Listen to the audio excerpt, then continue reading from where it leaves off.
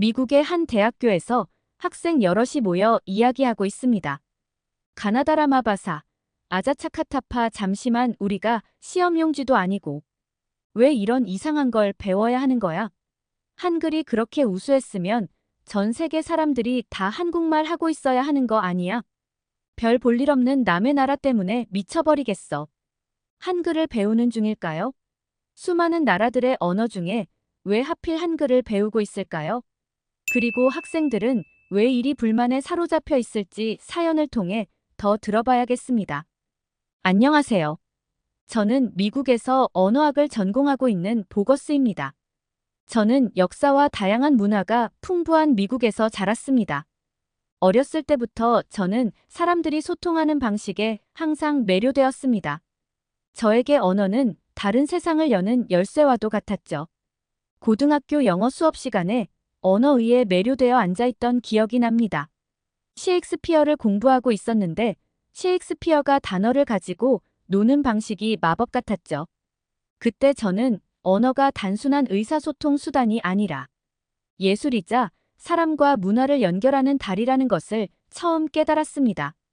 언어에 대한 저의 열정은 대학에 입학하면서 더욱 강해졌습니다. 언어학을 전공하면서 언어의 구조, 소리 의미에 대한 연구에 깊이 빠져들었습니다. 석사 과정에서는 언어를 효과적으로 가르치고 배울 수 있는 방법을 탐구할 수 있는 언어 교육 분야를 전공했습니다. 어느 날 저녁 논문을 쓰다가 잠시 휴식을 취하던 중 제 인생을 바꾼 다큐멘터리를 보게 되었습니다. 양질의 교육, 특히 언어 교육을 받을 수 없는 세계 오지의 어린이들에 관한 다큐멘터리였습니다. 이 다큐멘터리는 언어 접근성 부족이 어떻게 기회를 제한하고 빈곤의 악순환에 갇히게 하는지 보여주었습니다. 제게 큰 충격을 주었습니다. 저는 언어 교육이 단순히 학업을 위한 것이 아니라 역량 강화를 위한 도구라는 것을 깨달았습니다. 언어 교육은 아이들에게 문을 열어주고 주변 환경 너머의 세계를 탐험할 수 있는 기회를 줄 수 있습니다. 석사 학위를 마친 후 저는 가만히 앉아 있을 수 없다는 것을 알았습니다. 행동해야 했습니다. 저는 제 지식과 열정을 가장 필요한 곳으로 가져가기로 결심했습니다. 문맹률이 높은 에티오피아가 완벽한 출발점인 것 같았습니다.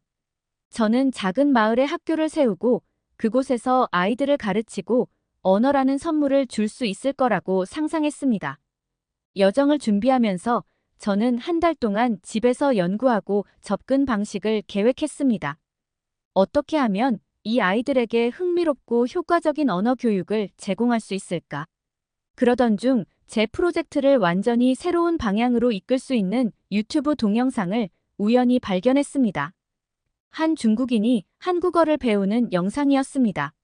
한자를 읽는 데는 어려움을 겪었지만 한글은 의외로 쉽게 읽을 수 있었다고 합니다. 제 관심을 끈 것은 한국어 발음이 미국 영어와 비슷하다는 그의 발언이었습니다. 정말 흥미로웠어요.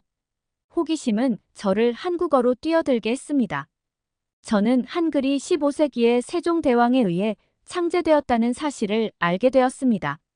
한글은 소리를 낼 때 입모양을 본떠서 만든 문자로 배우기 쉽도록 고안되었습니다.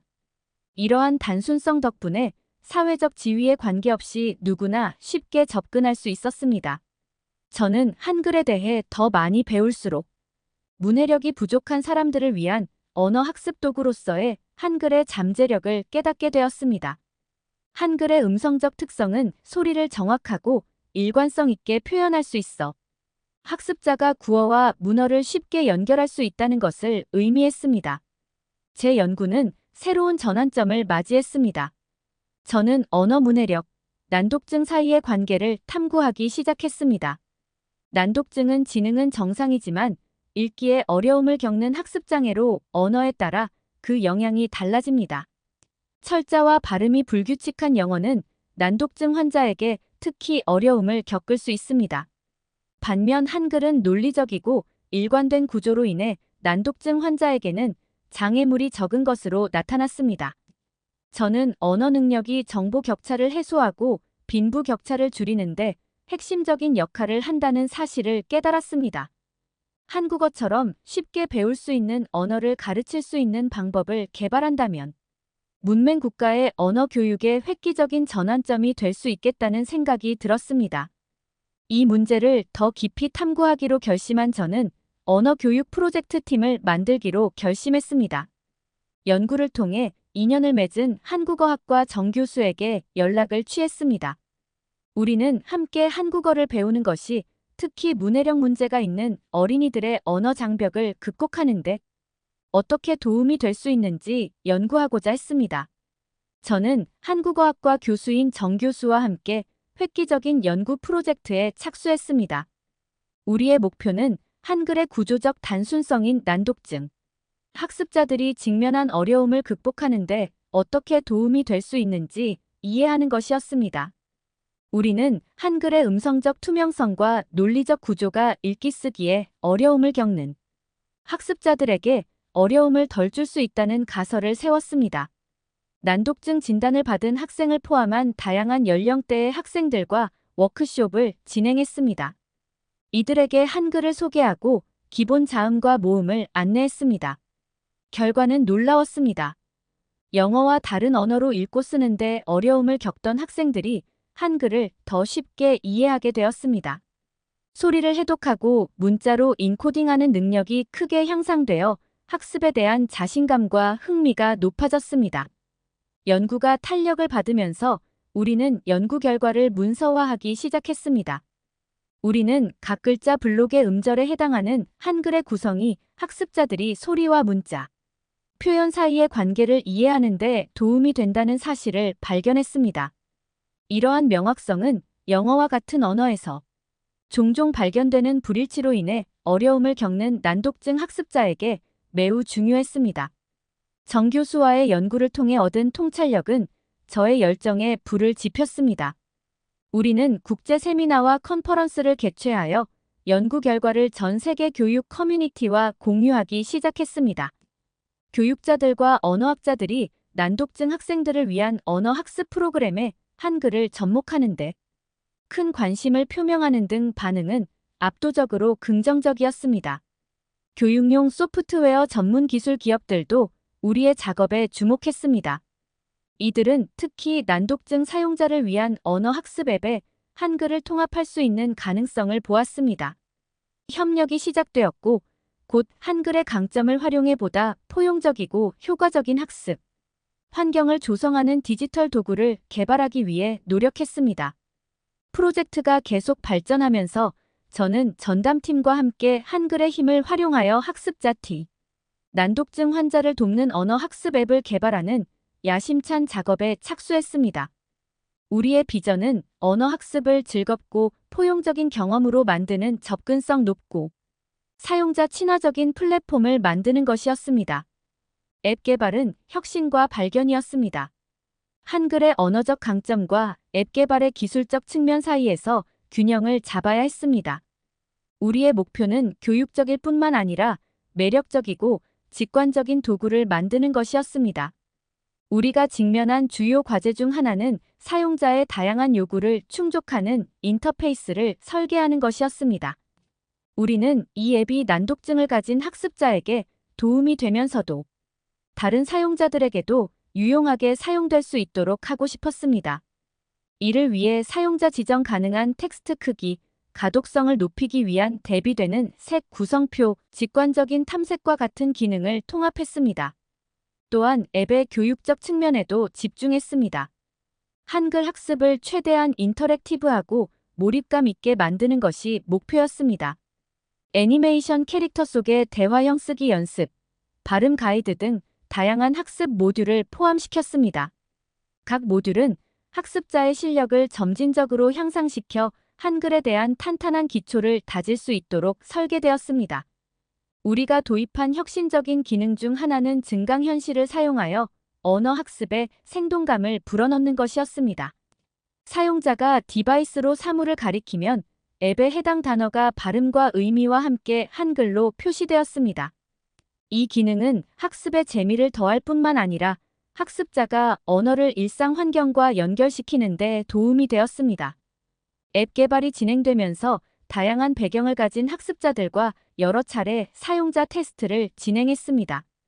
학습자들의 피드백은 앱을 다듬고 개선하는 데 큰 도움이 되었습니다. 다양한 학습자가 앱과 상호작용하는 방식을 관찰하여 어려움을 겪는 부분을 파악하고 사용자 친화적인 디자인으로 수정했습니다.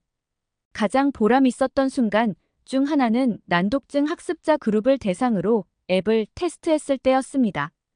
한글을 읽고 쓸 수 있게 되었다는 사실에 흥분한 학생들의 표정이 역력했습니다. 많은 학습자들이 처음으로 문자로 된 언어에서 성공을 경험한 것이었죠. 이러한 성공은 한글의 논리적 구조와 앱의 디자인이 효과적이라는 것을 증명하는 것이었습니다. 앱 출시를 준비하면서 저희는 이 프로젝트가 단순한 언어 학습 이상의 의미가 있다는 것을 깨달았습니다. 문화적 격차를 해소하고 글로벌 학습자 커뮤니티를 만드는 것이었습니다. 그래서 앱의 문화 모듈을 포함시켜 한국의 풍습, 전통 역사를 소개하기로 결정했습니다. 이를 통해 학습 경험을 풍부하게 할 뿐만 아니라 한국 문화에 대한 깊은 이해를 키울 수 있었습니다. 출시일은 수년간의 노력과 헌신의 결정체였습니다. 한글 화문이라는 이름의 이 앱은 전 세계에서 다운로드되며 호평을 받았습니다. 이 앱이 언어 학습의 변화를 가져왔다는 사용자들의 감동적인 메시지가 이어졌습니다. 하지만 우리의 노력은 여기서 멈추지 않았습니다. 사용자 피드백을 바탕으로 새로운 기능을 추가하며 앱을 지속적으로 업데이트하고 개선했습니다. 또한 교육기관과 제휴하여 애을 언어 학습 프로그램을 통합함으로써 앱의 활용 범위를 더욱 넓혔습니다. 한글 하모니의 성공은 더 큰 포부를 위한 디딤돌이기도 했습니다. 우리는 이 앱을 개발할 때 적용한 원칙을 다른 언어에도 적용할 수 있는 방법을 모색하기 시작했습니다. 저의 꿈은 다양한 요구를 가진 학습자를 위한 언어 학습 도구 모음을 만들어 모든 사람이 언어 교육을 포용적이고 접근하기 쉽게 만드는 것이었습니다. 한글 하모니가 언어 학습 영역에서 계속해서 파장을 일으키면서 우리는 중요한 전환점을 맞이했습니다. 진정으로 지속적인 영향력을 발휘하기 위해서는 언어 교육 혁신이라는 비전을 공유하는 다양한 인재들을 모아 팀을 확장해야 한다는 것이 분명해졌습니다. 당면한 과제는 역동적인 다학제 간 팀을 구성하는 것이었습니다. 저희는 모든 사람이 언어 학습에 접근하고 즐길 수 있도록 하는데 열정을 가진 인재를 찾았습니다. 우리 팀은 언어학자, 교육자, 기술, 전문가, 그리고 무엇보다도 난독증, 위기타, 학습장애에 대한 개인적인 경험이 있는 사람들로 구성되었습니다. 주요한 목표는 전 세계 학교 및 교육기관과 협력하는 것이었습니다. 교사를 위한 교육을 제공하고 학습 자료를 제공하며 기존 언어 교육 프로그램의 도구를 통합했습니다. 이러한 파트너십은 도구를 가장 필요로 하는 학습자에게 도달할 수 있도록 하는데 매우 중요한 역할을 했습니다. 또한 지역사회 지원에도 주력했습니다. 다양한 커뮤니티에서 워크숍과 이벤트를 개최하여 무료 언어 학습 강의를 제공했습니다. 이러한 이벤트는 단순히 언어를 가르치는 데 그치지 않고 관계를 구축하고 서로 다른 문화를 이해하고 글로벌 학습자 커뮤니티를 육성하는 데 중점을 두었습니다. 이 다양하고 역동적인 팀의 리더로서 저는 깊은 목적 의식과 책임감을 느꼈습니다. 우리는 단순히 교육용 도구를 만드는 데 그치지 않고 문화관의 가교를 만들고 개인에게 힘을 실어주고 더 포용적인 세상을 만드는 데 기여하고 있었습니다. 우리 팀은 언어와 교육에 대한 공통된 열정으로 하나가 되어 한 가족이 되었습니다. 우리는 성공을 축하하고 도전에서 배우고 언어 교육에서 가능한 것의 경계를 끊임없이 넓혀 나갔습니다. 다양한 팀원들을 모으면서 또 하나의 프로젝트가 구체화되었습니다. 자원봉사자, 교육자, 국제기구 관계자 등이 참여했습니다. 우리의 임무는 다양한 교육적 접근법을 탐구하고 외국어 T, 한국어를 배우는 것이 어떻게 인지 발달과 문화력을 향상시킬 수 있는지 이해하는 것이었습니다. 드디어 저의 오랜 비전을 실현할 수 있게 되었습니다. 여러 사람으로 구성된 든든한 팀원들과 함께 우리는 에티오피아로 향했습니다. 비행기가 에티오피아의 활기찬 중심부로 내려갈 때 제 마음은 설렘과 긴장이 뒤섞여 있었습니다. 에티오피아에 도착하자마자 가장 먼저 귀에 들어온 것은 에티오피아의 다양한 문화와 언어가 얽혀있는 현지 분위기였습니다. 아마라우르무어 기타 현지 언어가 섞여 있는 공기는 저에게 이국적이면서도 매혹적인 멜로디를 만들어냈습니다. 저는 이곳에서 제 임무가 단순히 가르치는 것이 아니라 이 아름다운 모자이크 문화에 대해 배우고 적응하는 것이라는 것을 알았습니다. 저는 시골 외곽의 작은 마을로 향했습니다. 구불구불한 언덕과 무성한 녹지 사이에 자리 잡은 이 마을은 당분간 제가 살 집이 될 곳이었습니다.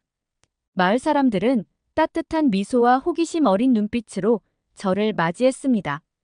그들의 환대는 따뜻했고 저는 마을에 긍정적으로 기여해야 한다는 깊은 책임감을 느꼈습니다. 처음 몇 주는 몰입에 빠져 지냈습니다. 마을과 주민들, 그들의 일상생활, 특히 교육 분야에서 그들이 직면한 어려움에 대해 배웠습니다. 이 마을에는 작은 학교가 있었지만 자원이 부족했고 언어 교육은 거의 전무한 상태였습니다. 대부분의 아이들이 모국어를 사용하지만 다른 언어를 거의 접하지 못했기 때문에 더 넓은 교육적, 경제적 기회에 대한 접근이 제한적이었습니다. 저는 저에게 영감을 준 유튜브 영상을 떠올리며 아이들에게 한글의 개념을 알려주기 시작했습니다. 간단한 단어와 구문으로 시작하여 시각적 보조 자료와 대화형 방법을 사용하여 학습 과정을 흥미롭게 만들었습니다. 아이들은 금방 배웠고 마음을 열고 열심히 배웠습니다. 새로운 단어를 외국어로 발음하고 쓸 수 있다는 사실에 흥분하는 아이들의 모습은 정말 보기만 해도 즐거웠습니다. 아이들의 언어 학습에 한글을 접목시키면서 저는 놀라운 사실을 발견했습니다. 모국어로 읽고 쓰는데 어려움을 겪던 아이들이 개선된 모습을 보이기 시작한 것입니다. 한글의 단순함과 논리적인 구조 덕분에 음성학과 단어 형성의 개념을 더 쉽게 이해하는 것 같았습니다. 이 돌파구는 제 프로젝트의 전환점이 되었습니다. 한글이 문해력 장벽을 극복하는데 강력한 도구가 될 수 있다는 믿음이 더욱 확고해졌죠. 저는 한글과 한글의 음성학적 특성을 중심으로 게임, 노래, 스토리텔링 등을 접목해 교육 방법을 확장했습니다. 단순히 새로운 언어를 가르치는 것이 아니라 전반적인 언어 능력을 향상시키는 것이 목표였죠. 저는 현지 교사들과 함께 일하면서 제 통찰력을 공유하고 그들의 경험에서 배우기 시작했습니다. 우리는 함께 현지 언어적 전통과 한글을 혼합한 커리큘럼을 개발하여 독특하고 효과적인 언어 학습 모델을 만들었습니다. 몇 주가 지나고 몇 달이 지나자 아이들의 진전이 뚜렷해졌습니다. 아이들은 새로운 언어를 배우는 것뿐만 아니라 교육에 대한 자신감과 열정도 치솟았습니다. 처음에는 회의적이었던 마을의 부모와 어르신들도 우리가 하는 일의 가치를 깨닫기 시작했습니다. 그들은 나이와 학력의 벽을 허물고 아이들과 함께 배우며 참여하기 시작했습니다. 에티오피아에서의 여정은 단순히 한글을 가르치는 것이 아니라 배움에 대한 열정을 불러일으키고 아이들에게 새로운 가능성을 열어주는 것이었습니다. 언어가 세상을 향한 창의자 무한한 기회를 열어줄 수 있는 도구라는 것을 보여주기 위해서였죠. 하지만 에티오피아에서의 활동은 시작에 불과했습니다. 이 프로젝트의 성공은 교육자들과 NGO의 관심을 끌었고 다른 지역사회에서도 유사한 프로그램을 시행해 달라는 요청으로 이어졌습니다. 프로젝트 확장을 준비하면서 우리가 얼마나 멀리 왔는지 되돌아보았습니다. 아이디어를 촉발한 유튜브 동영상에서 에티오피아의 작은 마을에 이르기까지 우리는 이제 훨씬 더 큰 무언가를 시작하고 있었습니다. 다양한 문화와 지역사회에서 언어 교육과 문해력 개발을 잠재적으로 변화시킬 수 있는 운동 말입니다. 우리는 협업을 통해 전 세계 학습자들의 삶에 실질적인 변화를 가져왔습니다. 우리는 사람들이 자신의 목소리를 찾고 자신의 정체성을 표현하고 불가능하다고 생각했던 방식으로 다른 사람들과 소통할 수 있도록 돕고 있었습니다. 지금까지를 되돌아보면 누구나 접근 가능하고 포용적이며 즐겁게 언어 교육을 받을 수 있는 미래가 보입니다. 언어 장벽이 허물어지고 문화적 이해가 증진되는 미래 말입니다. 우리 프로젝트는 현대 사회에서 언어 교육의 중요성에 대한 대화를 시작했고, 우리는 이 대화를 계속 이어가기로 결심했습니다. 우리는 언어 교육 정책에 영향을 미치기 위해 정부 및 국제기구와 협력할 계획이었습니다. 우리의 목표는 학습자의 다양한 요구와 세계화된 세계에서 문화적 이해의 중요성을 인식하는 포용적인 교육 시스템을 옹호하는 것이었습니다. 이 운동의 리더로서 저는 언어 교육의 경계를 계속 넓히고 혁신하고 협력하고 영감을 주는 것을 사명으로 삼았습니다. 우리의 여정은 연결 이해 권한 부여를 위한 도구로서 언어임을 증명하는 것이었습니다. 한국에 먹을 게 없잖아. 다들 먹질 못해서 비만율이 적은 거 아니야. 극소수의 잘 사는 사람만 잘 먹고 있는 거지. 그럼 실제로 한국에 가면 수많은 젓가락들 사이에 돼지만 있는 건가? 너네 한국에 가봤어? 왜 그런 말을 해? 내가 직접 갔다 왔는데 나 이상형을 만났어. 여기 한국에 가보지 않은 사람들이 한국에 대해서 욕하고 있는데요. 아주 늘씬한 영국 연구원이 그 말을 가로막습니다. 도대체 이 영국 여자는 왜 한국 사람 편을 들어주는 걸까요? 안녕하세요. 저는 브루킹이며 영국에서 생물학 박사를 취득하고 사람들의 몸에 대한 연구를 하고 싶어서 비만 연구소로 입사하게 되었어요.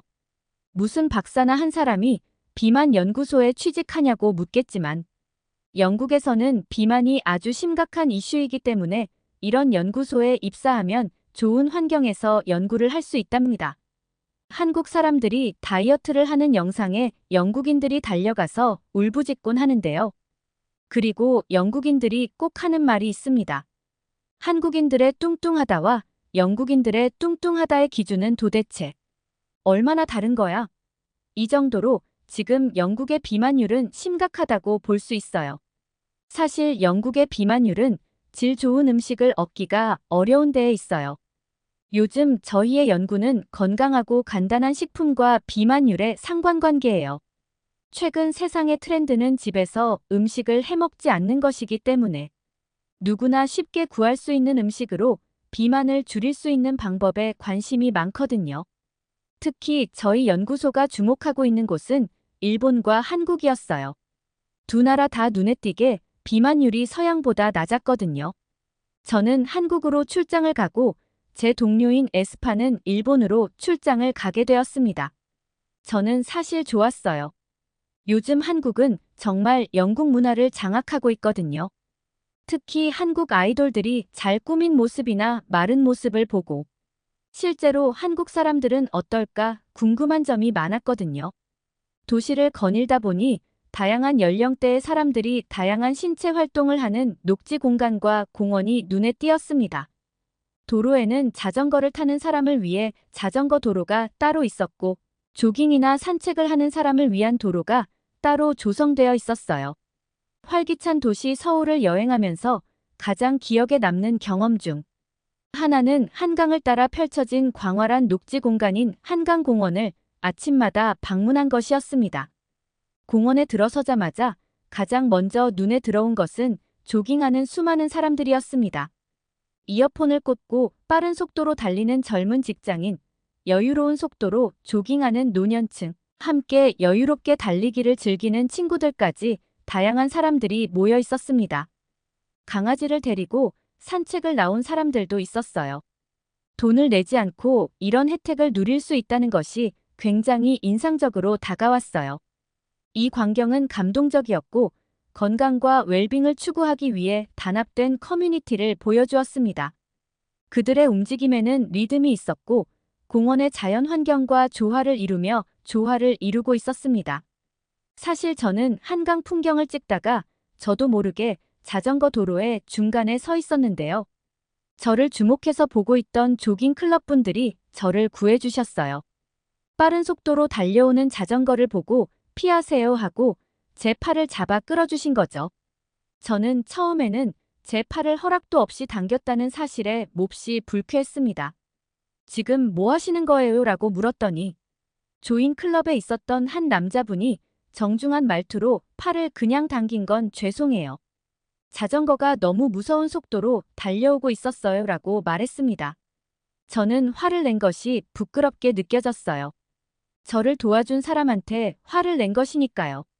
상황 파악을 한 저는 감사합니다라고 서툰 한국어로 인사했습니다. 그리고 고개를 들었을 때 역시 한강에서 운동을 하는 사람이라서 그런 건지 한국인이라서 그런 건지 모르지만 정말 잘생기고 몸이 좋은 사람이 있었어요. 영국인들은 어떻게든 근육을 크게만 만들려고 해서 부담스러울 때가 가끔 있는데 정말 완벽한 몸이었어요. 말랐지만 근육이 탄탄하게 있었거든요. 저는 저도 모르게 너무 감사해서 그런데 번호를 알려주실 수 있을까요? 라고 물어봤어요. 그분은 이 정도는 아무것도 아니에요 라고 말하면서 그냥 가셨습니다. 한강을 배경으로 펼쳐진 풍경은 고요함을 더했습니다. 잔잔한 물결이 이른 아침에 햇살을 반사해 조깅을 더욱 돋보이게 하는 그림 같은 환경을 조성했습니다. 이러한 환경이 참가자들에게 동기를 부여하는 데 큰 역할을 한 것이 분명했습니다. 한강공원의 아름다움은 경치뿐만 아니라 평화로우면서도 활기창, 신체 활동을 위한 공간을 제공한다는 점에서도 찾을 수 있었습니다. 또한 조깅하는 다양한 사람들을 보면서 조깅이 포용적인 운동이라는 것을 알 수 있었습니다. 진지한 운동선수부터 가볍게 조깅하는 사람까지. 공원은 체력 수준에 관계없이 누구나 운동에 참여할 수 있는 공간이었습니다. 이러한 포용적인 측면은 서울에서 운동할 수 있는 기회의 접근성에 대해 많은 것을 시사하는 것이었습니다. 다음 날부터는 본격적으로 음식에 대해 연구해야 했어요. 첫 식사는 한국의 가정식이라는 백반을 제공하는 곳에 갔어요. 정말로 많은 한국 사람들이 있었습니다.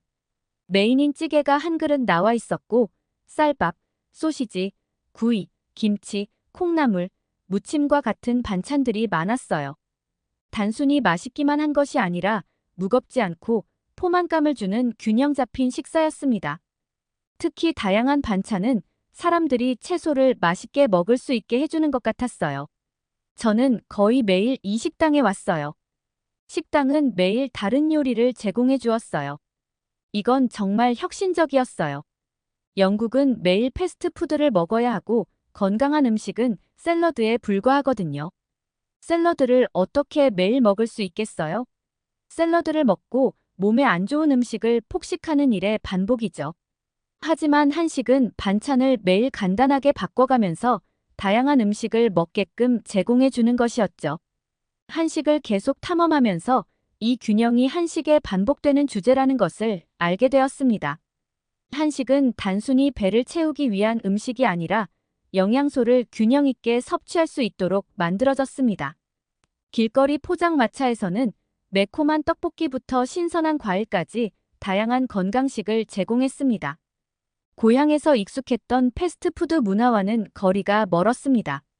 하지만 서울이 건강한 식습관을 추구하는 사람들에게만 천국은 아니었습니다. 서울의 인프라는 피트니스에 관심이 있는 사람이라면 누구나 꿈꿀 수 있는 곳이었죠. 대중교통을 쉽게 이용할 수 있어 매일 출퇴근할 때 걷기를 장려했습니다. 게다가 거의 모든 구석에 시설이 잘 갖춰진 체육관과 피트니스 센터가 있고 심지어 24시간 운영하는 곳도 있어 놀랍습니다. 하지만 정말 놀라웠던 것은 사람들의 전반적인 체격이었습니다. 제 동료가 묘사한 것처럼 다소 연약해 보이는 일본인의 모습과는 달리 한국인은 강인하고 활기차 보였습니다. 그것은 혹독한 보디빌딩이 아니라 활동과 절제를 중시하는 라이프 스타일에서 비롯된 체격이었습니다. 연구를 위해 조사를 거듭할수록 한국인의 건강 비결은 어느 한 가지 요인에 있는 것이 아니다. 여러 가지 작은 습관들이 모여 큰 영향을 미친다는 사실을 깨달았습니다. 가장 중요한 측면 중 하나는 식습관이었습니다. 서울에서의 아침 식사는 눈을 뜨게 했습니다. 저는 작은 식당에 들러 전통적인 아침 식사를 주문했습니다. 밥과 김치, 야채와 생선을 곁들인 다양한 반찬 등 여러 가지 음식이 소량씩 차려져 있었습니다. 영양이 풍부하면서도 담백해서 무겁고 기름진 아침 식사와는 거리가 멀었습니다. 시장을 돌아다니면서 저는 신선한 농산물의 풍요로움에 놀랐습니다. 과일과 채소 가판대가 곳곳에 있었고 상인들은 다채로운 현지 농산물을 판매하고 있었습니다. 한국 식단의 또 다른 필수품인 해산물도 풍부했습니다. 이러한 신선한 식재료가 한국 요리의 근간이며 자연의 맛과 영양을 강조한다는 것을 알게 되었습니다. 눈에 띄는 또 다른 측면은 식사량 조절이었습니다. 한국 음식은 다양하고 풍미가 풍부하지만 적당량을 제공하고 있었어요. 많이 먹는 사람들에게는 더 많은 양을 제공해주지만 기본적으로 먹는 양이 영국과는 달랐어요. 이는 가정뿐만 아니라 식당에서도 마찬가지였습니다. 과식이 아닌 만족할 때까지 먹도록 장려하는 습관이 있는 것 같았어요. 하지만 음식뿐만이 아니었습니다. 서울거리 자체도 건강한 라이프 스타일을 장려하는 것처럼 보였습니다. 서울은 넓고 깨끗한 인도와 잘 관리된 공원이 있는 것이 좋은 천국 같은 도시였습니다. 가장 바쁜 시간대에도 사람들이 출근길에 걷거나 자전거를 타는 것을 선호하며 일상생활의 운동을 자연스럽게 녹여내는 것을 볼 수 있었습니다. 한국인들 사이에서 하이킹이 인기가 있다는 사실도 알게 되었습니다. 도시는 산으로 둘러싸여 있어 남녀노소 누구나 등산로를 자주 찾습니다. 주말에는 가족이나 친구들이 함께 등산을 하는 경우가 많았고 등산은 신체적 활동인 동시에 사회적 활동이기도 했습니다. 하루가 끝나갈 무렵 저는 서울 사람들의 습관과 일상을 되돌아보게 되었습니다. 건강에 대한 그들의 접근 방식은 엄격한 식이요법이나 극단적인 운동이 아니다. 건강한 선택을 일상에서 자연스럽고 즐겁게 하는 것이었습니다. 서울시의 자전거 공유 프로그램은 건강을 고려한 인프라를 보여주는 또 다른 예입니다. 도시 곳곳에 편리하게 위치한 스테이션은 사람들이 운전 대신 자전거를 선택하도록 장려했습니다. 자전거는 단순한 이동수단이 아니라 일상생활에 자연스럽게 녹아든 운동의 한 형태였습니다. 또한 많은 공공장소에서 야외 피트니스 장비를 이용할 수 있다는 점도 인상적이었습니다. 간단한 프로바부터 복잡한 운동기구까지 이 시설들은 잘 관리되어 있었고 모든 연령대의 사람들이 널리 이용하고 있었습니다. 시민들의 건강을 위해 시 당국이 투자하고 있다는 증거였습니다. 저는 연구를 위해서 강남역에 갔다가 깜짝 놀랐어요. 지하철에서 제가 본 한국 사람들은 10명 중에 1명 정도만 뚱뚱하다고 생각이 들 정도로 적었거든요. 정말 다양한 비만 클리닉이 있었습니다. 한국 사람들은 비만이 만병의 근원이라고 생각하면서 이렇게 다들 조절을 하면서 살아간다는 사실이었어요. 심지어 길거리를 지나다 보면 헬스클럽과 피트니스 센터를 정말 쉽게 찾을 수 있었어요. 다들 건강에 투자하면서 살아간다는 증거였죠. 또한 건강 관행에서 가족의 역할도 관찰했습니다. 가족 식사는 흔히 볼 수 있는 광경이었고 단순히 함께 식사하는 것 이상의 의미가 있었습니다. 가족끼리 밥을 같이 먹으면서 대화를 하니까 천천히 먹을 수 있는 문화가 생기는 것이었어요.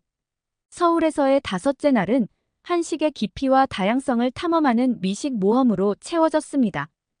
한식의 균형 잡힌 식단은 이미 경험했지만 음식에 대한 전통적 접근 방식과 현대적 접근 방식이 어떻게 한국인의 건강 증진에 기여하는지 이해하고 싶었습니다. 하루는 한국 전통시장 방문으로 시작되었습니다. 신선한 채소, 다양한 종류의 생선과 육류, 각종 향신료와 양념 등 식재료의 종류가 엄청나게 많았습니다. 이곳에서 저는 한국 요리의 본질, 즉 각 재료의 자연스러운 맛과 영양가를 존중하는 마음을 진정으로 이해할 수 있었습니다. 첫 번째 음식점은 김치, 두부, 돼지고기로 만든 매콤한 찌개인 김치찌개 전문점이었습니다. 매콤하고 고소한 맛과 약간 새콤한 맛이 완벽하게 어우러진 찌개는 한국 요리의 발효가 어떻게 활용되는지 엿볼 수 있는 음식이었습니다. 김치와 같은 발효식품은 한국인의 식단에서 빼놓을 수 없는 음식으로 소화를 돕고 면역력을 높이는 프로바이오틱스 효능이 있는 것으로 알려져 있습니다. 더 깊이 들어가면서 저는 반찬의 세계를 발견했습니다. 이 작고 맛깔스러운 반찬은 거의 모든 한식 식사에 곁들여집니다. 절임, 채소부터 양념, 고기까지 다양한 반찬은 메인 요리를 보완하는 역할을 합니다. 반찬은 식사의 다양성을 더할 뿐만 아니라 한 번에 영양소를 섭취할 수 있도록 도와줍니다. 저녁에는 유명한 바비큐 레스토랑에서 삼겹살을 맛볼 기회가 있었습니다. 고기를 감싸는 다양한 잎채소, 마늘, 발효된장 등이 균형 잡힌 식사였습니다. 고기와 채소 및 기타 양념이 균형을 이루는 이 식단은 과하지 않으면서도 풍성한 음식을 즐기는 한국인의 식습관을 강조했습니다. 요리 여정 내내 저는 균형과 절제의 중요성이라는 공통점을 발견했습니다. 한국 요리는 엄격한 식단 규칙보다는 다양한 음식을 알맞은 양으로 즐기는 것에 더 중점을 두는 것 같았습니다.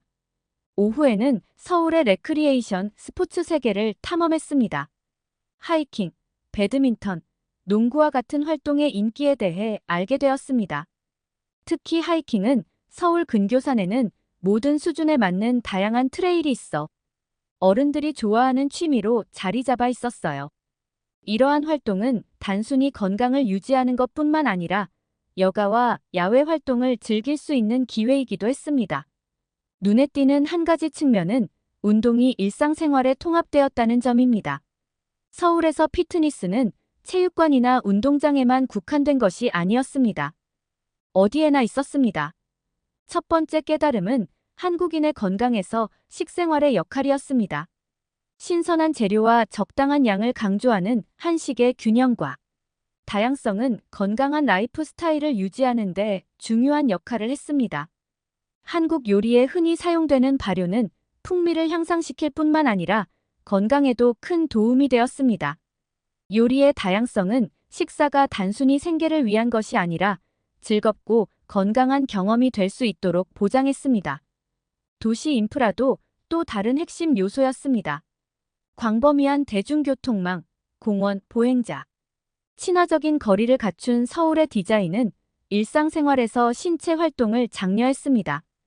공공운동시설과 자전거 공유 프로그램은 활동적인 라이프 스타일을 더욱 촉진했습니다. 이처럼 운동이 일상에 통합되면서 모든 연령층이 자연스럽게 운동을 받아들일 수 있게 되었습니다. 그러나 진정으로 한국을 차별화한 것은 문화적 측면이었습니다. 공동체 의식과 공동의 책임감이 모든 곳에서 분명하게 드러났습니다. 공원에서 단체 운동을 하는 것부터 공공장소를 공동으로 관리하는 것까지 공동체의 복지에 대한 강한 소속감과 배려가 있었습니다. 이러한 문화적 정신에 건강과 웰빙을 추구하는 문화가 있었어요. 가족의 가치와 사회적 규범도 중요한 역할을 했습니다. 식사는 단순한 식사를 넘어 가족 간의 유대감을 형성하고 건강한 식습관을 전수할 수 있는 기회였습니다. 영국으로 돌아가서 일본에서 간 친구와 보고서를 발표하는 자리가 있었어요. 친구는 발표에 들어가기 전에 먼저 저한테 물어봤습니다. 너 배고프지 않았냐? 배가 고플 일이 뭐가 있어? 나는 배고파서 죽는 줄 알았다. 일본 사람들이 마른 이유는 그냥 안 먹어서야. 양이 진짜 적어 다들 그만큼만 먹고 사니까 살이 찔 수가 없어. 영국인이 가면 세 그릇은 시켜 먹어야 할 것 같아. 저는 친구의 발표를 들으면서 친구가 무슨 말을 하는지 알 수 있었어요. 일본인들은 한 그릇에 모든 것을 해결하는 문화가 있고 아주 적은 양의 밥만 먹더라고요. 실제로 칼로리가 아주 적었어요. 또한 개인주의적인 문화가 강해서 헬스장이 비싼 편이었어요. 다들 집에서 운동을 하긴 하지만 서울처럼 즐기는 문화가 없었죠. 친구는 한 번도 조깅 클럽을 본 적이 없다고 했어요. 저는 강남으로 출퇴근을 조깅으로 하는 사람도 봤었는데 말이죠. 발표가 끝나고 첫날 한강에서 조깅을 하면서 절 구해준 남자를 잊을 수가 없다고 친구한테 자랑을 했어요. 그랬더니 친구가 말하기를 일본인들이 정말 마르긴 했는데 몸이 좋은 사람들은 없었대요. 정말 키가 작아서 다들 자기 정도의 키를 가지고 있다고 했어요. 뭔가 운동을 하는 분위기가 있지는 않고 나이가 적으나 많으나 다들 적게 먹고 적게 움직여서 몸을 유지하고 있는 것 같다고 했죠. 저는 한국에서는 유리 건물 사이로 운동을 하는 사람들이 아주 많이 보였다고 말했어요. 친구는 억울해했어요. 한국에 대해 관심이 더 많은 사람은 자기였는데 저를 한국으로 보냈다고 말이죠. 저는 아주 행복한 시간을 보냈거든요. 그리고 제 생활을 반성하기도 했어요. 퇴근 이후에도 열정적으로 건강을 위해 사는 한국 사람들이 아주 멋있게 느껴졌습니다. 여러분들도 정신과 외관을 모두 바꾸고 싶다면 한국을 방문해 보세요. 또 미쳤니? 한국 남자를 만나면 죽는 거야. 내가 널 어떻게 키웠는데. 그런 남자한테 여기 벨라루스 엄마가 미친 듯이 소리를 지르면서 너는 이제 죽을 수도 있다고 딸에게 소리를 지르고 있습니다. 안녕하세요. 저는 벨라루스에서 살다가 지금은 한국으로 귀화를 한 매친이라고 합니다. 저는 어렸을 때부터 새로운 세계에 대한 호기심이 많았어요. 그래서 여행을 많이 다녔죠. 처음에는 유럽 방방 곳곳을 여행했고 그 뒤에는 러시아도 다녀왔어요. 결국 나중에는 이걸로도 제 갈등이 채워지지 않아서 호주로 워킹 홀리데이를 신청했죠. 저희 부모님은 저를 과부로 했어요. 저는 외동딸이었거든요. 하지만 자식을 이기는 부모는 없다고 저는 제 도전을 멈출 수 없었어요. 그때 저는 호주 시골의 농장에서 일하기로 결심했습니다. 일은 힘들었지만 보수가 더 좋았고 숙소도 제공되었죠. 농장은 광활했고 밭이 눈에 보이는 한두 끝도 없이 펼쳐져 있었습니다. 하루 일과가 길고 육체적으로도 힘들었습니다. 전 세계에서 온갖 다른 사연을 가진 사람들과 함께 일했어요. 자결하는 태양 아래서 포도를 따느라 손은 거칠어지고 얼굴은 검게 그을렸죠. 즐거운 시간이었지만 저는 종종 외로움을 느꼈습니다. 가족과 친구들, 벨라루스의 친숙함이 그리웠어요. 이곳에 오기로 한 결정에 의문을 품은 밤도 많았습니다. 모든 것을 버리고 올 가치가 있었을까? 저는 제 자신을 찾고 제가 되고 싶었던 사람이 되기 위해 이곳에 왔습니다. 매일 다짐했어요. 그러던 어느 날 제 인생은 예상치 못한 방향으로 흘러갔습니다. 슈퍼마켓에서 식료품을 잔뜩 사들고 돌아오는 길에 한 무리의 남자들이 제 뒤를 따라오는 것을 발견했습니다. 심장이 뛰기 시작했습니다. 저는 속도를 높였지만 그들은 저를 따라잡았습니다. 그들이 가까이 다가오기 시작하자 두려움이 엄습했습니다. 그때 형진이가 나타났습니다. 자기야 같이 가자고 했잖아. 저는 순간적으로 당황했어요. 하지만 그 사람은 아주 작은 목소리로 말했어요. 뒤에서 계속 따라오고 있었어요. 아무렇지 않게 걸어가세요. 저희는 마치 연인인 것처럼 팔짱을 끼고 큰 길까지 같이 걸어갔어요. 저는 형진이의 현명함에 놀랐어요. 물론 이건 정말 슬픈 일이지만 남자친구가 있는 여성은 잘 건드리려고 하지 않았거든요. 그래서 깡패들과 맞서 싸우지 않고 빠른 상황 대처 능력으로 이상한 사람들이 물러가게 한 것이었어요. 형진이는 걱정이 된다고 저를 농장까지 데려다주며 제가 안전한지 확인했어요. 저는 떨렸지만 감사했습니다. 그날부터 형진 씨와 저는 친구가 되었습니다. 이는 한국 드라마에서 본 것처럼 키가 크고 선한 눈매와 온화한 미소를 지녔습니다. 그도 농장에서 일했지만 대화를 나눈 적은 없었어요. 이는 트랙터를 몰았거든요. 이와 함께 일하면서 농장에서의 힘든 날들이 더 쉬워졌습니다. 눈 피는 꽃, 화려한 우 웃는 물총새 등 아주 사소한 것에서 기쁨을 찾을 줄 아는 친구였습니다. 그는 자신의 가족 꿈, 자연에 대한 사랑에 대해 이야기했습니다. 저는 그의 열정과 친절함에 이끌렸어요. 몇 주가 지나고 몇 달이 지나면서 우리의 우정은 그 이상의 무언가로 꽃을 피웠습니다. 자연스럽고 자연스럽게 느껴지는 사랑이었죠. 하지만 형진의 비자가 거의 끝나갈 무렵 그는 한국으로 돌아가야 했습니다. 헤어진다는 생각은 견딜 수 없었어요. 저는 형진이를 도저히 놓아줄 수가 없었어요. 이전까지는 새로운 것만 찾아다니던 저에게 변화가 온 거죠. 우리는 헤어지지 않기로 했습니다. 함께한 마지막 밤은 약속과 눈물의 작별 인사로 가득 찬 씁쓸한 밤이었습니다. 형진이가 떠난 후 농장은 더 허전하고 더 길게 느껴졌습니다. 형진이가 몹시 보고 싶었습니다. 하지만 우리는 약속을 지켰습니다. 우리는 매일 영상통화와 메시지로 서로의 삶을 공유하며 이야기를 나눴습니다. 우리의 사랑은 대륙을 가로지르는 달이이자 먼 거리의 어둠 속에서도 밝게 빛나는 빛이었습니다. 농장에서의 삶은 계속되었습니다. 저는 다음 모험을 위해 돈을 모으며 바쁘게 지냈습니다. 하지만 제 마음속에는 항상 가 있었습니다. 우리는 함께 미래를 계획했고 대륙을 넘나드는 삶을 계획했습니다. 우리의 사랑은 서로 다른 두 세계를 이어주는 달이었습니다. 어느 날 형진이와 영상 통화하면서 농사일에 대한 불만과 다시 보고 싶은 마음을 털어놓았습니다. 그때 형진이가 한국으로 오라고 제안했어요. 아무것도 모르는 나라지만 형진이가 잘한 나라니까 완벽하다고 생각했어요.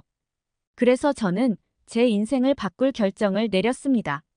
한국행 비행기를 예약했습니다. 서울에 도착하자마자 다른 세상에 온 것 같았습니다. 도시는 전통과 현대가 활기차게 조화를 이루고 있었고 고궁이 우뚝 솟은 고층 빌딩과 나란히 서 있었습니다. 거리에는 활기가 넘쳤고 공기는 길거리 음식의 향기로 가득했습니다. 압도적이었지만 좋은 의미에서 최고의 도시였습니다. 성진이가 공항에 마중 나와 있었습니다. 평진을 다시 만나고 그의 품에 안기니 마치 집에 돌아온 것 같았어요. 평진은 이새롭고 신나는 세상에서 저희 닭과 같은 존재였습니다. 우리는 한강을 따라 걷고 경복궁을 방문하고 온갖 맛있는 한국 음식을 맛보며 서울을 함께 탐험했습니다. 저는 서울을 사랑하게 됐지만 무엇보다 이와 더 깊은 사랑에 빠졌습니다. 하지만 우리의 행복은 잠시뿐이었어요. 모든 것이 완벽하다고 생각했을 때 엄마로부터 전화가 왔습니다. 제가 한국을 방문했다는 소식을 듣고 엄마는 정말 화가 났어요. 한국 남자를 사귀어서 한국에 정착할까봐 더 걱정하셨죠? 너 미쳤니? 지금 우크라이나랑 러시아가 어떤 상황인지 몰라. 벨라루스는 전쟁 중도 아닌데. 우크라이나와 가깝다는 이유로 얼마나 두려움에 떨고 있는지 모르니. 엄마, 한국은 그런 나라가 아니에요. 저랑 통화도 하고 계시잖아요. 아니, 한국은 더 심각한 나라라는 건 알아. 한국은 휴전국가야. 언제 전쟁이 터질지도 모르는 나라라고. 지금 내 옆에 있는 내 남자친구도 전쟁이 시작되면 그냥 죽는다는 얘기야. 그게 내 남자친구만 죽는 것 같니? 너도 죽는다는 거야. 한국 남자를 만나면 다 죽는다고. 저는 엄마를 안심시키기 위해 노력했지만 엄마는 내 말을 듣지 않았어요. 대화는 긴장감이 감돌았고 말다툼과 눈물로 가득 찼습니다. 엄마가 형진과의 관계와 제 선택을 인정하지 않으셨다는 사실에 마음이 아팠어요. 하지만 저는 우리의 사랑을 포기할 수 없었습니다. 벨라루스로 돌아왔을 때 저는 어딘가 어색했습니다. 제 마음은 여전히 형진이와 함께 한국에 있었으니까요. 우리는 장거리 연애를 계속했고 언제 다시 함께할 수 있을지 매일 카운트다운을 하며 기다렸습니다. 이제 저는 다른 나라로 가는 게 아니라 형진이와 한국에서 결혼을 할 생각밖에 없어. 그런데 점점 몸이 이상해졌어요. 저는 처음에는 마음고생을 많이 해서 상사병에 걸린 줄 알았습니다. 엄마는 꾀병이라고 생각해서 저랑 말도 하지 않다가 제가 구토를 하는 것을 보고 병원을 데려갔어요. 저는 림프종 진단을 받았습니다. 저는 두려웠고 앞으로 어떻게 될지 알 수 없었습니다. 저는 형진이에게 거짓말을 하면서 헤어지자고 했어요. 형진이가 이제는 싫어졌다고 했죠. 엄마는 이때쯤부터는 태도가 달라지셨어요. 어떻게 될지 모르는 인생인데 딸이 가장 좋아하는 사람을 계속 만났으면 하셨죠? 저는 그래도 더 이상 형진이의 앞날을 망칠 수 없다고 생각했습니다. 형진이는 큰 충격을 받았지만 제게는 여전히 든든한 버팀목이 되어주었습니다. 형진이는 제 마음이 변하지 않았다는 것을 알고 있었어요. 제가 거짓말을 하고 있다라는 걸 아는 눈치였죠. 끈질기게 연락한 그는 제가 최고의 치료를 받을 수 있을 것이라 믿으며 한국에서 치료를 받으라고 권유했습니다. 그래서 저는 또 한 번 인생을 바꾸는 결정을 내렸습니다. 형진의 도움으로 저는 치료를 위해 한국으로 떠났습니다. 치료뿐만 아니라 서로에 대한 사랑과 헌신을 증명하는 여정이기도 했습니다. 치료는 육체적으로나 감정적으로나 힘들었습니다. 하지만 영주는 매 순간 제 곁을 지켜줬어요. 병원에 갈 때마다 제 손을 잡아주고 울고 싶을 때 웃어주고 절망에 빠졌을 때 희망을 주었습니다. 치료 중에 아름다운 일이 일어났습니다. 엄마가 병문안을 오셨어요. 엄마는 형준 씨와 그의 가족들이 저에게 보여준 사랑과 보살핌을 보셨어요. 그리고 한국 사람들의 친절함과 한국 문화의 아름다움을 경험하셨습니다. 엄마의 두려움과 편견은 서서히 사라졌습니다. 무엇보다 엄마가 걱정했던 것과는 전혀 다른 나라라는 것을 아신 것 같았어요. 엄마의 걱정은 형진이가 안정적으로 사는 것을 보고 모두 사라지기 시작했어요. 또한 형진이는 엄마에게 아주 잘했어요. 저를 병실에 두고 엄마와 관광을 나간 적도 있었어요. 엄마는 그날 아주 행복해 보였어요. 제가 회복하면서 우리 관계는 더욱 돈독해졌어요. 우리는 남은 인생을 함께하고 싶다는 것을 알았습니다. 그래서 엄마의 축복 속에 결혼 계획을 세우기 시작했습니다. 제게 뜻밖의 영웅이었던 형진 씨는 진정한 사랑에는 국경과 한계가 없다는 것을 보여주었습니다. 한국에서의 치료와 엄마와의 아름다운 화해 이후 형진과의 관계는 새로운 국면에 접어들었습니다. 우리는 단순히 사랑에 빠진 커플이 아니라 함께 폭풍우를 이겨낸 동반자였습니다. 한국에서의 회복 기간은 육체적 치유뿐만 아니라 복지와 한국 문화에 대한 이해의 폭을 넓히는 시간이기도 했습니다. 저는 한국어를 배우기 시작했고 처음에는 발음이 서툴렀지만 점차 나아지기 시작했습니다. 선생님은 인내심이 많은 선생님이셨고 저의 작은 성취에도 항상 격려와 칭찬을 아끼지 않으셨습니다. 한국 문화에 매료되었습니다. 저는 전통 풍습과 한국인의 생활 방식, 그리고 음식에 대해 배우는데 몰두했습니다. 김치부터 불고기까지 모든 식사가 모험이었죠. 형진 씨의 가족은 저를 두 팔 벌려 환영하며 딸처럼 대해주었습니다. 그들은 한국 특유의 따뜻함과 환대를 보여주었습니다. 가족들의 수용은 낯선 땅에서 소속감을 느끼게 해주었고 제가 회복하는데 큰 역할을 했습니다. 우리의 사랑은 단순히 좋은 시간만 함께한 것이 아니라 어려움을 함께 이겨내는 것이었습니다. 우리는 대화를 나누면서 결혼을 결심하게 되었습니다. 한국에서 결혼식을 계획하는 것 자체가 하나의 특별한 경험이었습니다. 벨라루스와 한국의 전통이 어우러진 결혼식은 우리가 함께 걸어온 여정을 그대로 표현하는 것이었습니다. 결혼식 날은 마법 같았어요. 저는 전통 한복을 입고 한국 사극에 나오는 주인공이 된 기분이었어요. 형진 씨는 한국 전통 자수가 들어간 한복을 멋지게 차려입었죠. 벨라루스와 한국의 가족들은 미소와 몸짓으로 언어의 장벽을 뛰어넘어 함께 어울렸습니다. 두 사람뿐 아니라 두 문화가 하나가 되는 사랑의 축제였습니다. 결혼식 후 형진 씨와 저는 어디에서 살 것인가에 대한 고민에 빠졌습니다. 저는 영어를 가르치는 직업을 구했어요. 형진이는 트랙터와 포크레인을 무는 기술자였기 때문에 어디를 가도 일을 할 수 있었죠. 우리는 당분간 한국에 머물기로 결정했습니다. 여러 나라를 다녀본 저는 한국만큼 편안한 나라가 없다고 생각했어요. 아마 림프종을 진단받지 않았더라도 한국에 살았을 거예요. 한국은 사람과 문화, 모든 것이 완벽한 나라니까요. 우리는 서울의 작은 아파트를 세를 얻어 첫 보금자리를 마련했습니다.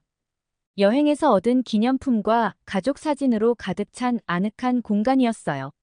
서울에서의 생활은 현대와 전통이 조화를 이루는 곳이었어요.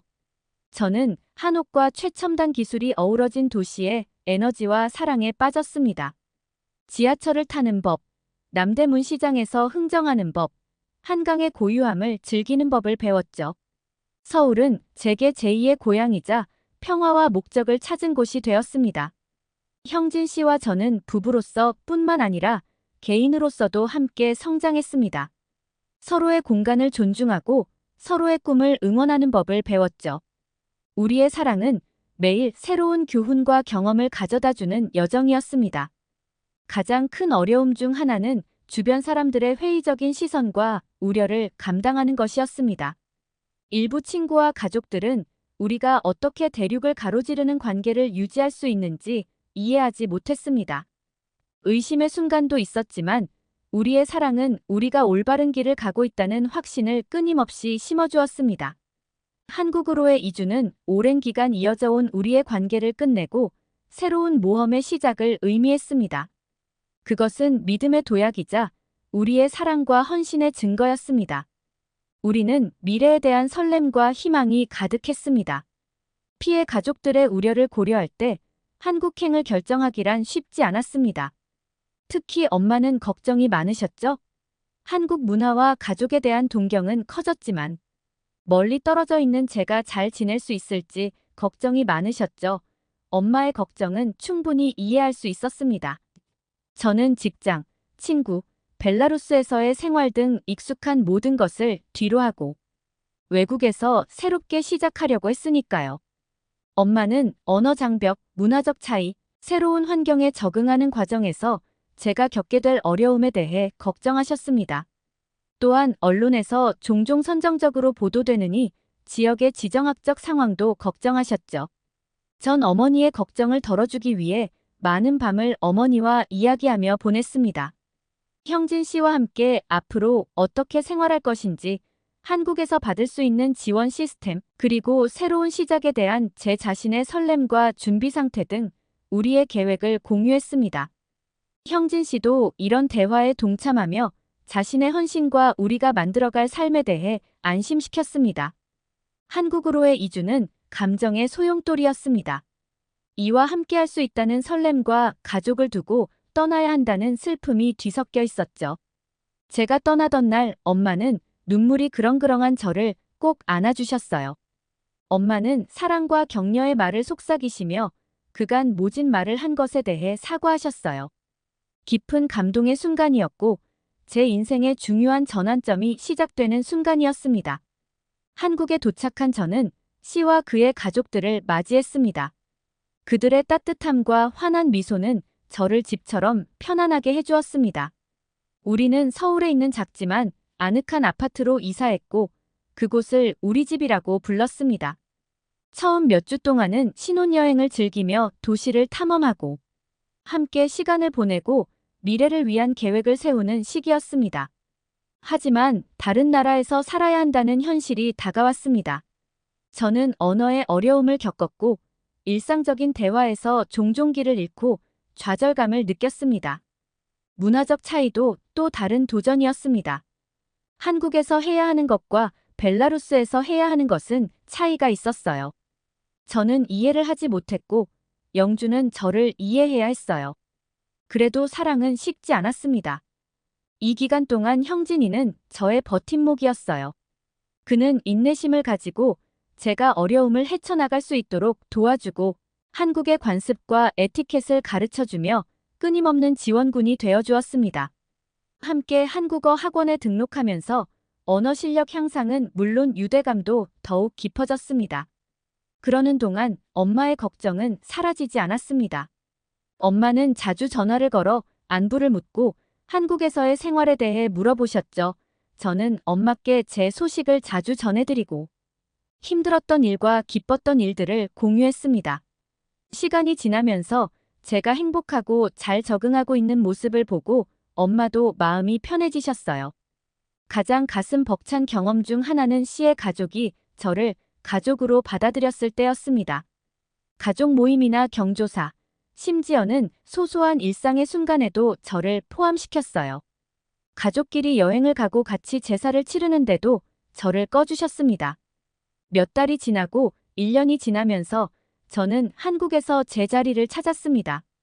친구도 사귀고 한국어 실력도 늘었고 영어를 가르치는 일을 시작하기도 했습니다. 한국은 더 이상 낯선 땅이 아니라 제 정체성의 일부가 되었습니다. 엄마의 한국 방문이 전환점이 되었습니다.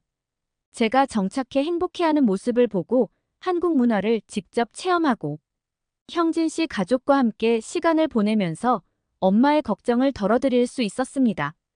엄마는 제가 옳은 결정을 했다는 것을 알고 만족스러운 마음으로 한국을 떠났습니다. 이 경험을 통해 우리는 더욱 가까워졌고 서로에 대한 헌신도 강화되었습니다. 우리는 함께라면 어떤 역경도 이겨낼 수 있다는 것을 깨달았습니다. 또한 기쁠 때나 슬플 때나 곁을 지켜주는 든든한 파트너가 있다는 것이 얼마나 중요한지 깨달았습니다.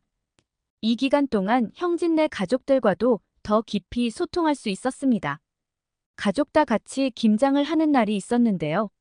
저는 이 과정이 너무 신기했어요.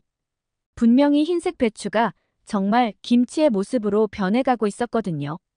제가 지금까지 먹던 김치가 이렇게 만들어진 것이라고 생각하니까 힘은 들었지만 재미있었어요. 여정에 어려움이 없었던 것은 아니지만 함께 부딪히며 우리의 관계를 더욱 단단하게 만들었습니다. 우리는 더 잘 소통하고 서로의 관점을 이해하고 작은 순간에서 기쁨을 찾는 법을 배웠습니다. 이 시기에 다문화 생활을 담은 제 블로그가 인기를 얻었습니다. 블로그는 저희의 경험을 공유하고 비슷한 처지에 있는 사람들과 소통할 수 있는 플랫폼이 되었죠. 전 세계 사람들로부터 우리 이야기에서 영감을 얻었다는 메시지를 받았어요. 덕분에 저는 계속해서 글을 쓰면서 여행의 즐거움뿐 아니라 어려움도 공유할 수 있었습니다. 한국 생활에서 가장 가슴 벅찬 일 중 하나는 씨 가족과의 유대감이 강화된 것이었습니다. 그들은 저에게 단순한 사돈이 아니라 제2의 가족이 되었습니다. 우리는 서로의 전통을 받아들이며 축제와 명절을 함께 축하했습니다. 웃음과 사랑이 가득한 소중한 순간들이었고, 이제 한국도 제 고향이라는 생각이 더욱 강해졌습니다.